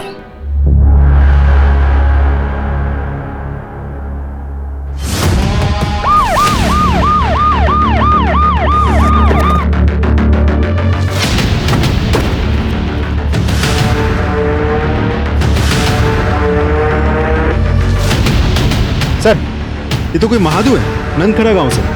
मनखेड़ा गांव से तो रेवती भी है। विजय, इसकी एक फोटो लो और बॉडी को पोस्टमार्टम के लिए ले जाओ। सर। हाँ सर, यही लड़का था सीसीटीवी वाली लड़की के साथ। हाँ सर, यही लड़का था जो रेवती के साथ आया था। विजय, मानखेड़ा के पुलिस स्टेशन को इन्फॉर्म करो, हम महादू के घर पूछताछ के लिए आ रहे हैं। सर।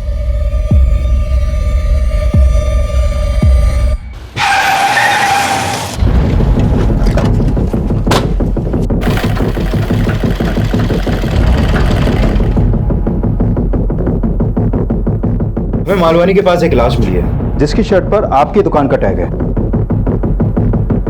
जो भी शर्ट आप बनाते हैं उन सभी शर्ट्स पर 3 अलग अलग रंगों के बटन लगाते हैं आप? नहीं साहब। तो फिर ये क्या है? ये तो बिलाल।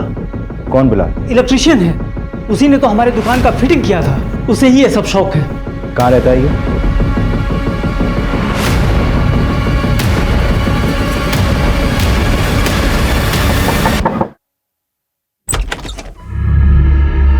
ये बिलाल का घर है? जी साहब, लेकिन 2 दिन से वो घर नहीं आया। मैं पुलिस स्टेशन आने वाली थी। क्या हुआ साहब? हमें एक डेड बॉडी मिली है और बॉडी अभी पोस्टमार्टम के लिए गई है। यह है बॉडी का फोटो। बिलाल, ये क्या हो गया? संभालिए अपने आप को। देखिए, हम आपका दुख समझते हैं लेकिन तहकीकात तो करनी होगी। अच्छा, एक बात बताइए, बिलाल की किसी से कोई दुश्मनी थी? मतलब किसी से कोई झगड़ा कभी? नहीं साहब, अपने काम से काम रखता था। ये बिलाल काम क्या करता था? उसका कोई दोस्त था जो उसके ज्यादा करीब हो? हाँ साहब, वो पिछली गली में शाम रहता है ना, उसके साथ काम करता था।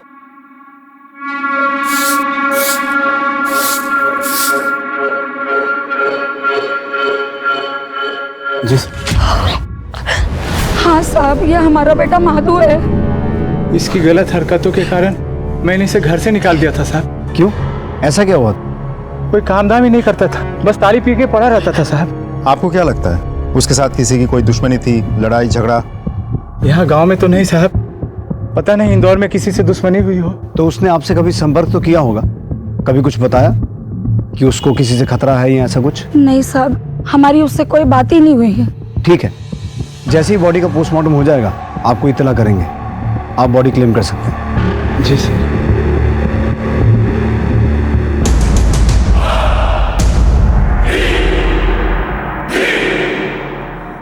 मुझे कुछ तो गड़बड़ लग रही है। अजय, इनके घर पर नजर रखना और गांव में महादू के बारे में और पता करो। जी सर। अच्छा, ये रेवती भी इसी गांव की है ना? जी सर, वो घर पे ही है, मैंने खुद जाके चेक किया। ठीक है, आपको और कोई भी इंफॉर्मेशन मिले हमारे साथ शेयर कीजिए। सर। यही घर है साहब, वो शाम का यही घर है। यहाँ तो ताला लगा हुआ है। थोड़ा सा सर। लगता है घर खाली करके ये लोग कहीं चले गए हैं। पूरे घर की तलाशी लो। सर। उधर चेक करो तो।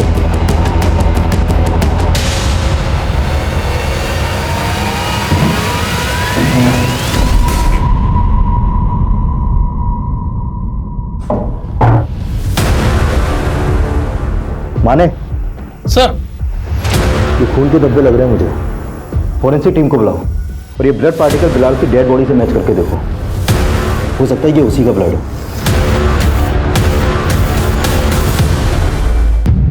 दाल में कुछ काला तो है। पहले मखीजा का मर्डर हुआ, फिर विनय गायब हुआ, सोनू और शैलजा गायब हुए, फिर महादू की हत्या हुई, पर वो है कौन? और इन 3 रेवती का इस केस से क्या कनेक्शन है? रेवती और शाम के रूम में मिले खून के धब्बे आपके पति बिलाल के ही हैं। साहब, ये रेवती और शाम ने मेरे शौहर को मारा है, आप इन दोनों को जेल में ठूस दो। हमने शाम का फोन सर्विलेंस पे डाल दिया है, जैसे वो फोन ऑन करेगा पकड़ा जाएगा। आपके पास रेवती का कोई नंबर है? नहीं साहब। ये बात समझ में नहीं आ रही है। ये रेवती है कौन, ये आई कहाँ से, और इसका इंदौर की शैलिजा से क्या रिश्ता है? एक मिनट।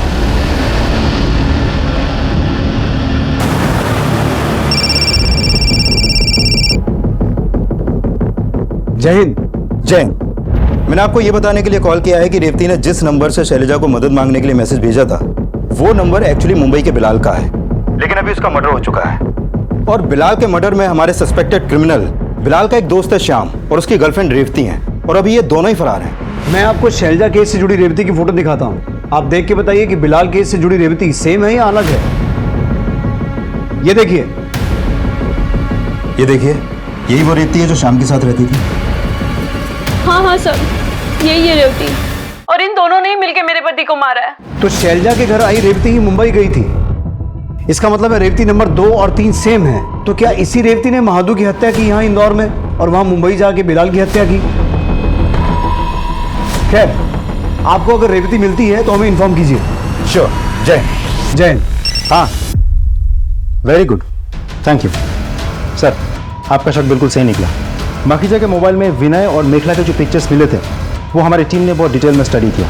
उसमें माइक्रो लेटर्स में उस मोबाइल कंपनी का वाटरमार्क है जिसमें पिक्चर्स खींचे गए थे, लेकिन पिक्चर्स खींचने वाले ने ब्लूटूथ के जरिए पिक्चर्स ट्रांसफर किए थे, इसलिए ज़्यादा कुछ पता नहीं चल पा रहा था। पिक्चर्स क्लिक किसने की? मेखला के ड्राइवर ने। तुम मेखला के ड्राइवर हो? जी सर।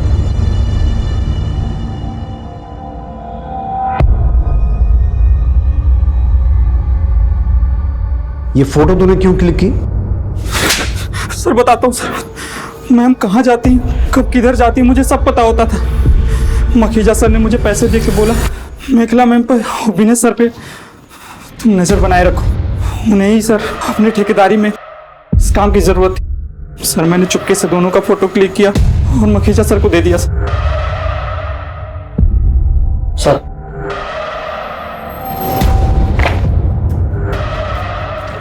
सर इसके कॉल डिटेल्स आ गए। जिस वक्त मखीजा का मर्डर हुआ था तो उसके घर के आसपास क्या कर रहा था? कहीं तूने ही तो मखीजा का मर्डर नहीं किया? नहीं साहब, मैं तो मेखला मैम को लेके गया था। लेकिन सर मखीजा के मर्डर के समय मेखला का फोन तो उनके घर पे था। मेखला का फोन घर पे था, मेखला घर पे नहीं थी। कहाँ गई थी आप? मैं अपने घर पर ही थी। आपके ड्राइवर ने बयान दिया है कि उस दिन वो आपको मखीजा के घर लेके गया था। मेखला जी, आपके घर से लेकर मखीजा के घर तक जितने भी सीसीटीवी कैमरा हैं, हमने सबकी फुटेज मंगवाई है। किसी न किसी सीसीटीवी में आप कैप्चर हो जाएंगे। आप पढ़ी लिखी महिला हैं, यहाँ तो बड़े बड़े क्रिमिनल्स पुलिस की मार सह नहीं पाते और सच उगल देते हैं। और सोच लीजिए आपका क्या होगा।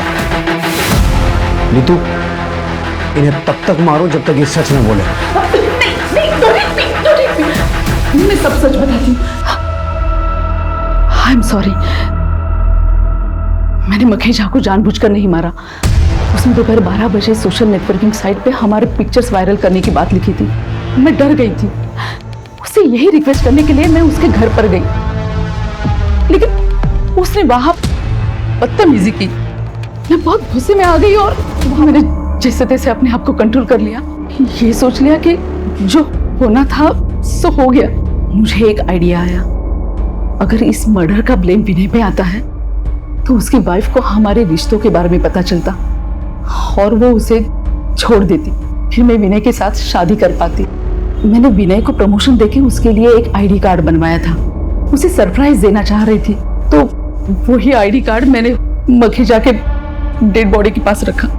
आपने अपने ही बॉयफ्रेंड को मर्डर केस में फंसाने की कोशिश की? वो तो बस थोड़े दिनों के लिए ही फंसा ना, क्योंकि वहां पर ना तो विनय की फिंगरप्रिंट्स थे और ना ही कोई सबूत था, क्योंकि विनय वहां पर गया ही नहीं था और उसने मर्डर किया ही नहीं था। तो वो बस थोड़े दिन में ही बच निकलता। अभी कहाँ है विनय? यही तो समझ में नहीं आ रहा है सर, लेकिन पता नहीं क्यों मेरा मन कर रहा है कि विनय खतरे में है। प्लीज उससे बचा लीजिए। कहीं ऐसा तो नहीं कि इतना कुछ होने के बाद भी विनय ने शादी से मना कर दिया और आपने उसे मार डाला और उसके परिवार को अगवा करके उनके साथ भी कुछ भला बुरा किया? मैंने सिर्फ मखीजा को मारा है और वो भी एक्सीडेंटली।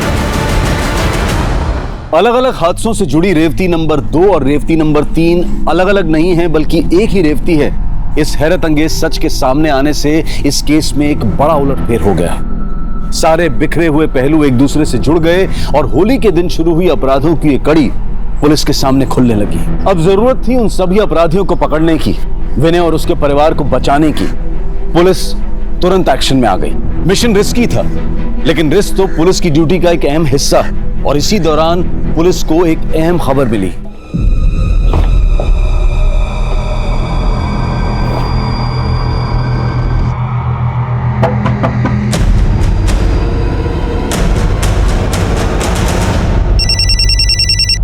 जय हिंद। बोलिए। जय हिंद। हमने रेवती को पकड़ लिया है। रेवती, तुम्हारे चक्कर में इतने सारे कांड हो गए, अब सब कुछ साफ साफ बताओ। तुम दोनों ये बताओ कि बिलाल को क्यों और कैसे मारा।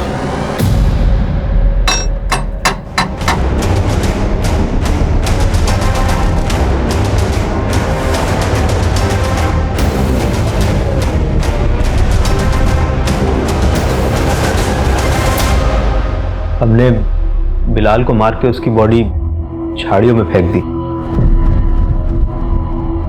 तुम नामखेड़ा के महादू के साथ यहाँ इंदौर में क्या कर रही थी और शैलजा के घर कैसे पहुंची? सर, मैं नानखेड़ा की सरपंच अम्मा जी की बेटी हूँ। क्या? जी।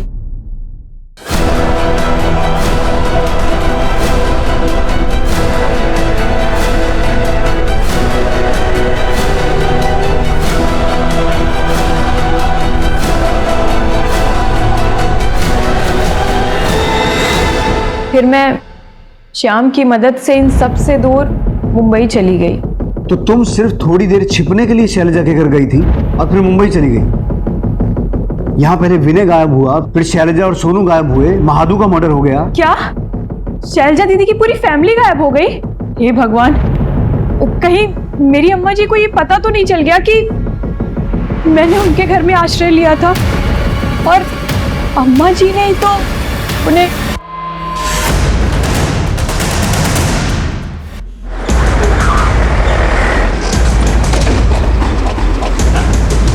चल बाहर निकल। अरे कौन है तुम? चल बाहर। रेवती कहाँ? उसे तो मैंने कॉलेज के गेट पे छोड़ दिया था। मुझे कैसे पता होगा कि वो कहाँ?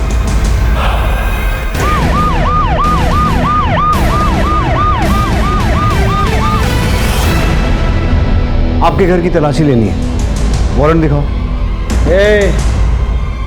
ये आज की सरपंच और आने वाले कल की विधायक जी का घर है। यहाँ वारंट कुछ नहीं चलता। चलो निकलो यहाँ से।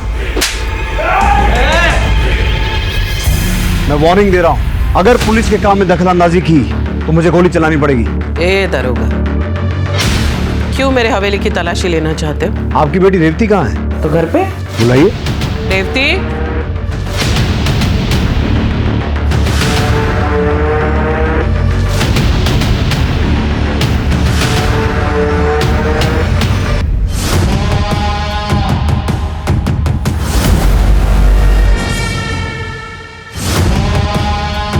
ये है ना आपकी बेटी रेवती। आप समझिए आप कि आपके घर की तलाशी क्यों लेनी थी। तलाशी लो पूरे घर की। सर,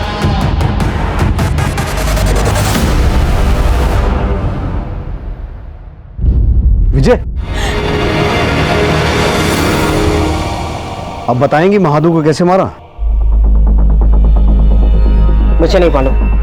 नीतू, सबके सामने मारो इसे। सब मैंने मारा।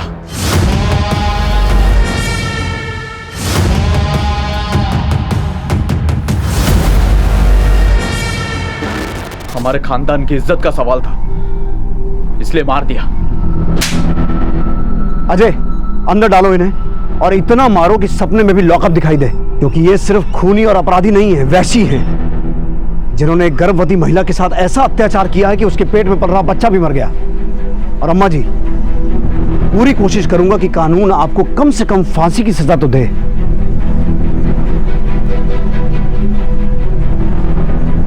आप सब भी जाइए यहां से। देखा रेवती, तुम्हारे एक झूठ में कैसा खेल रच लिया। मैं मानता हूं तुम्हारे साथ भी बहुत कुछ गलत हुआ है, लेकिन तुम्हारे उस एक झूठ ने कई जिंदगियों का सच बदल दिया।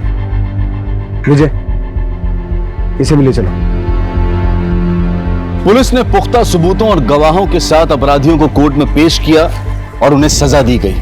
लेकिन ये कहानी यही खत्म नहीं होती है। अम्मा जी और संग्राम ने अपने खानदान की इज्जत बचाने के नाम पर जो अपराध किए, उसका समर्थन करने वाले बहुत से लोग इस समाज में मौजूद हैं, जो आज भी ये नहीं मानते हैं कि जन्म और जात पात का भेदभाव करना गलत है। हम सब इंसान ही हैं, और जिस दिन हम किसी भी इंसान को उसके जन्म से नहीं बल्कि उसके कर्मों से जज करना शुरू करेंगे, तो शायद उसी दिन से बहुत सारे अपराध अपनी जड़ से ही मिट जाएंगे।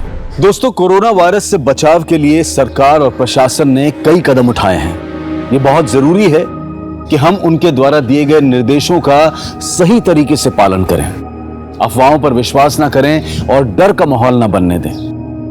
हमें पूरा विश्वास है कि हम बहुत जल्द एक साथ मिलकर इस आपदा को जड़ से मिटाने में सफल रहेंगे। अब मैं अनूप सोनी आपसे विदा लेता हूं। फिर मुलाकात होगी क्राइम पेट्रोल सतर्क के ब्लैक हेडलाइंस अध्याय में एक और नए केस के साथ। और याद रखें, क्राइम और आपके बीच में सिर्फ इतना फर्क है कि आप कितने सतर्क हैं। सतर्क रहें, सुरक्षित रहें। जय हिंद। इस तरह के और भी एपिसोड देखने के लिए हमारे चैनल को सब्सक्राइब करें और बेल आइकन दबाना ना भूलें।